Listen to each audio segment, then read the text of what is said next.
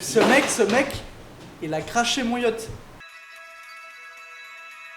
Comme vous le savez, moi c'est Pissenlit Magique. J'ai aujourd'hui un nombre de personnes assez conséquents qui me suivent.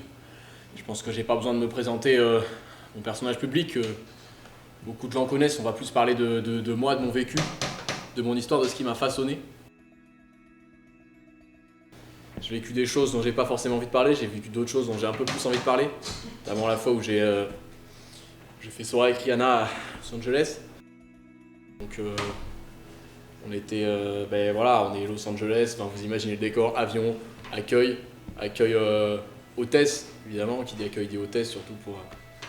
En fait, ce qu'il faut savoir, c'est qu'en général, sur les OP que je fais, les hôtesses demandent à venir. C'est pas parce qu'habituellement, vous savez, c'est les boîtes d'intérim qui appellent les gens, moi c'est plutôt l'inverse, c'est les gens qui demandent à être sur mes OP. Et puis derrière moi, j'entends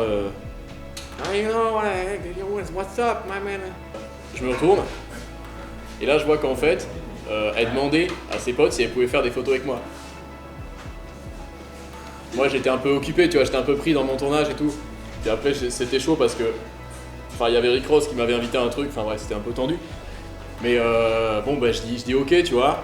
Et puis là, bon an mal an, une photo, deux photos, machin. On se retrouve à discuter un peu de nos projets et il s'avère qu'elle était également invitée à la soirée de Rick Ross. Donc on se retrouve sur la Rick Ross. Et puis là, je vous passe les détails, mais voilà. Vous pouvez imaginer comment ça se passe, organisé par Rick Ross avec Rihanna. Pissenlit Magique, magique c'est par rapport à ma personne, par rapport à l'interaction que j'ai avec les gens, au retour que j'ai, surtout des gens qui interagissent avec moi. C'est globalement souvent magique. Pissenlit, c'était pour avoir un petit peu ce côté racine, ce côté retour à la terre, mais en même temps, possibilité de s'envoler, de suivre le vent, d'aller semer un petit peu partout. Mes contenus et mon mode de pensée, mon mode de vie. Je sors d'ailleurs un livre, How to be strong, épisode 3. Je me rappelle, il y a déjà eu 2 épisodes avant. Le principe de l'épisode 3, les mathématiques.